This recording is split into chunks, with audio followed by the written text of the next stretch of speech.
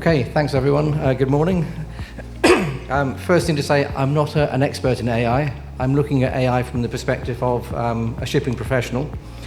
And I'm looking at it more from the perspective of those of us who work in the offices ashore in shipping. When you hear AI talked about in relation to shipping these days, it's all about what happens on the ship. But what about us? Are we going to be affected by AI? We know our seafarers are going to be, but nobody's thought about us yet. So first things first, have a holiday, take a break. You've done your morning email, you're sitting here, so enjoy a break and in 12 minutes time, have a fabulous reunion with your phones. It is time for a revolution. We're all facing it, it's going to happen. Ever since the word algorithm was first heard in the darkest corners of a shipping company IT office, it's been coming, it's been inevitable. And the revolution is AI, artificial intelligence. It's going to be very significant and it's going to introduce enormous change.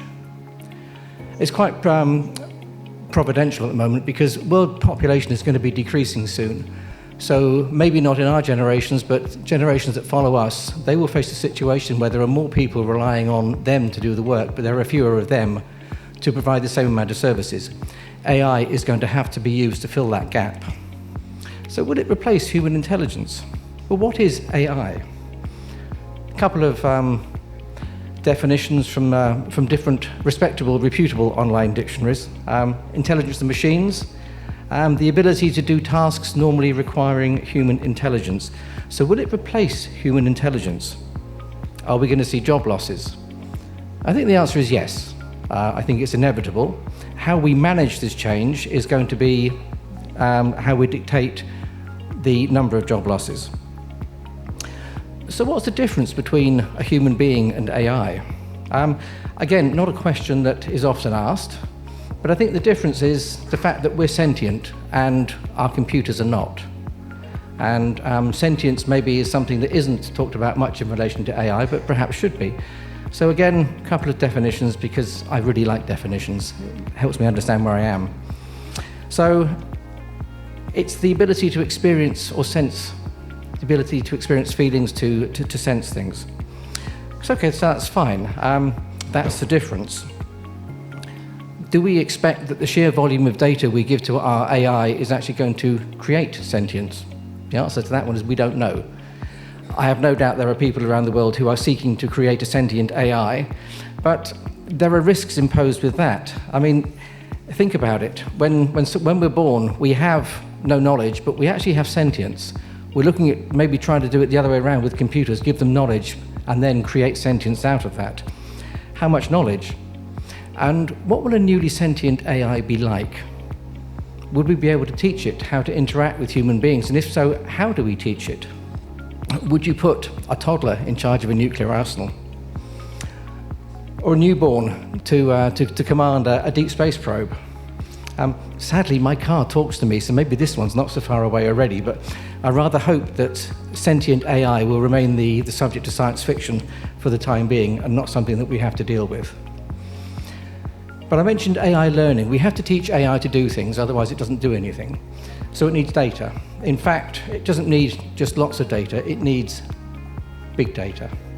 And if we don't have big data, we're not going to get anywhere. But big data is actually something we talk about, and we'll be talking about it later on today. But big data is amounts of data that our traditional systems can't process. So here we have some issues, amounts of data, and how do we teach? There's a company called Gatortron have just released a thing called Gatortron GPT in the US. And this is an AI that's going to write up doctor's notes after a patient's been to see a doctor. They gave Gatortron GPT 277 billion medical words relating to 2 million different patients, fully anonymized. And at the moment, Gatortron GPT can write medical notes that in 45% of cases, doctors can't tell if they're written by AI or by a human being. So 277 billion words, and we haven't even got 50% success rate. On a different scale, internally in BSM, we've taught an AI to recognize problems with our slow-speed main engines from photographs taken during the monthly scavenge port inspections. We fed 2 years' worth of data in, and we have a lot of ships, so we're talking multiple thousands of photographs. And now our AI can identify faults 75% as many times as our chief engineers can. So you need a vast amount of data to teach AI anything. And this is focused AI. We're talking sentience, we're talking something that is going to think, so it will need so much more data than the AI that we're developing at the moment.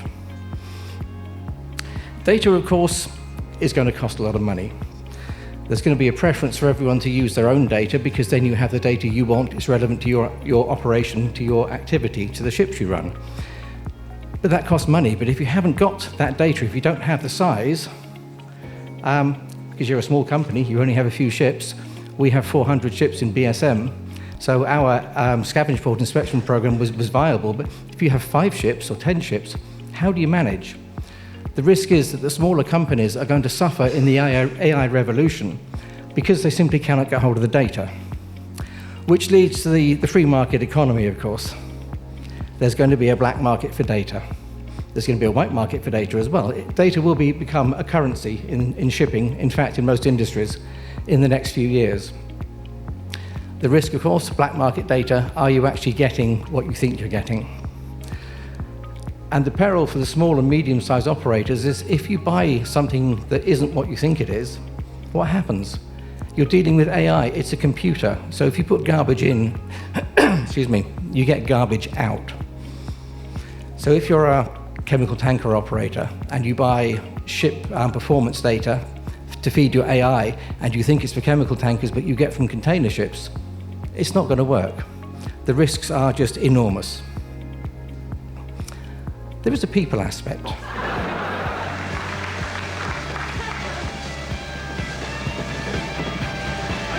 Have you got the talk wrench, Bob? No, Bob. I think Bob's got it. Bob!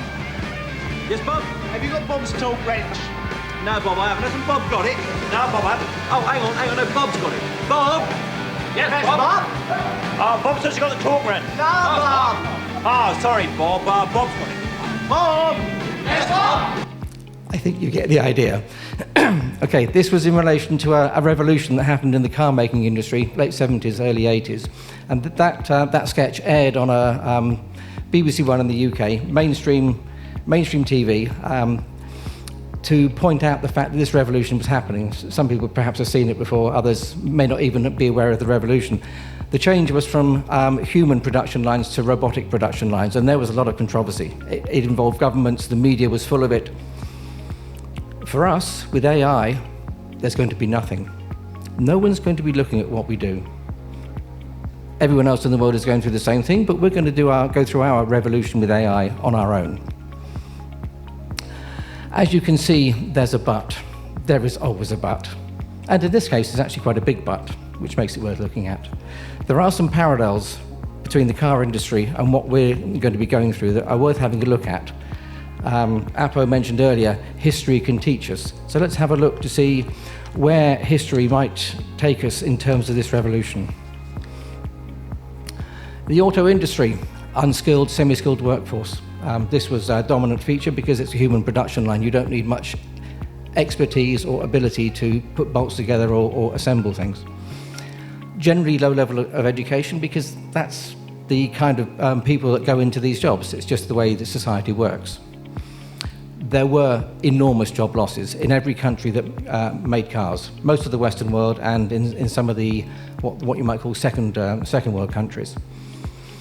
Many people were able to find new jobs, which was a good thing, but it took a long time because what happened with the car industry, the car assembly plant tended to be the dominant employer in any location. So when you flood that location with 10, 20, 30,000 people looking for jobs, it doesn't work out very well. And it did mean that some were retained because if you happen to have a degree or an ability in maintaining robots, cars were a great place to be. But some people unfortunately never recovered, never actually found other employment.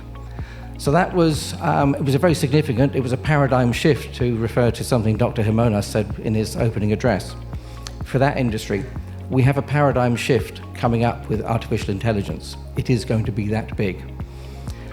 But in shipping, particularly here in Cyprus, we have a highly skilled workforce. There's a very high level of education. Very few people working in shipping in Cyprus do not have at least a bachelor's degree. Very few. This is unusual, but it's going to be a real plus for survival in the future. There will be some job losses. I believe there will be minimal, because I believe AI will create as many jobs ashore as it's going to remove. It will simply replace activities. So we repurpose, we retrain people, and our workforces, I believe, will stay relatively similar to how they are now. It will depend on the company.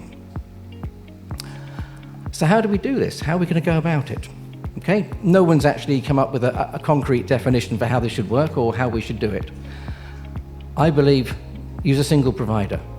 You're talking about something to cover every aspect of your company operation. So go to someone, don't go to a hodgepodge. Have a uniform approach for AI across your company systems.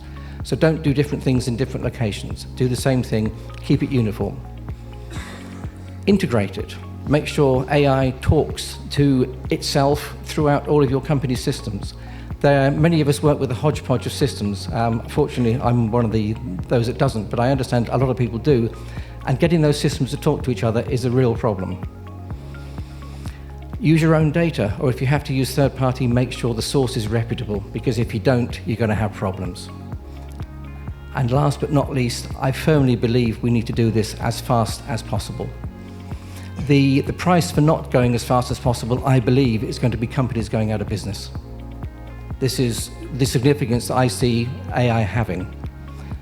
Okay, and that was it. Hopefully, provoking some thoughts for you.